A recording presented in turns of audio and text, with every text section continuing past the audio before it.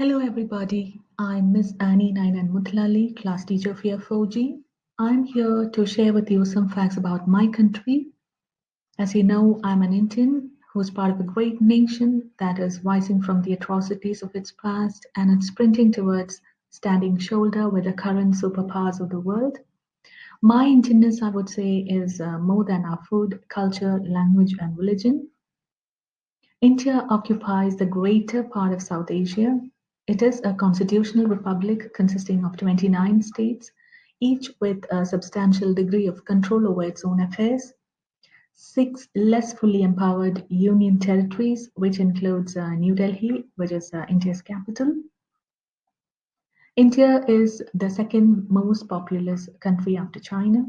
It's known from archaeological evidence that it has a highly sophisticated urbanized culture. Throughout its history, India was intermittently disturbed by incursions from beyond its northern mountain wall. India remains one of the most ethnically diverse countries in the world.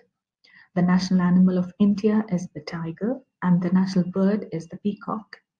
The national flag of India, as you can see here, is a horizontal rectangular tricolor of saffron, white, and green, with the Ashoka Chakra, a 24-spoke wheel in navy blue at its center.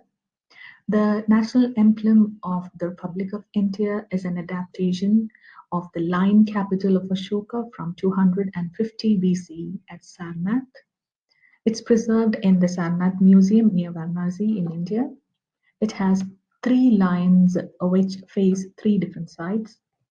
As you can see in the picture here, there's an inscription below the emblem that reads Satyameva Jayate in Sanskrit language. It means truth alone triumphs. And here you can see the various art forms and dance forms from the different states in India.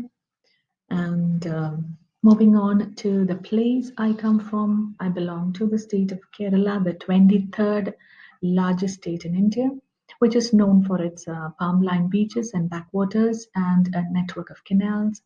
Inland are the Western Ghats. Those are mountains whose slopes support tea, coffee, and spice plantations, as well as wildlife.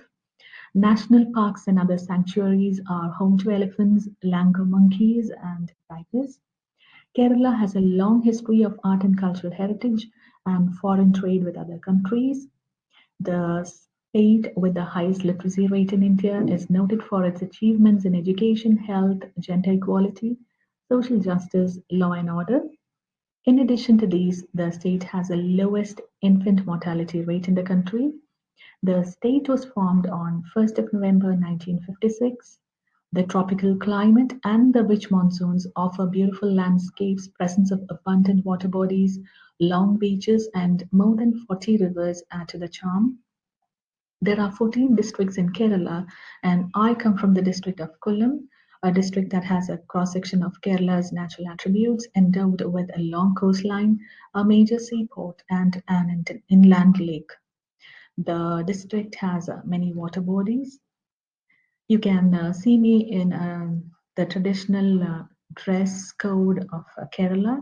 So this is a traditional dress of women in Kerala. We call it as a Kerala sari.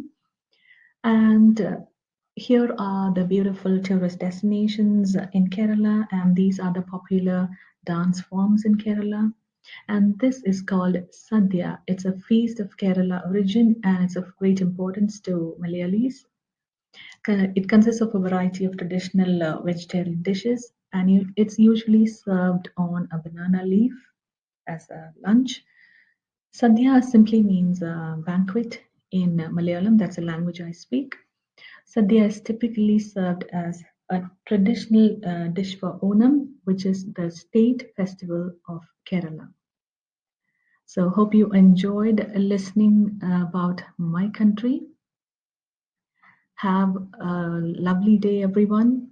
Happy International Day. Stay safe and stay healthy. Thank you. Bye.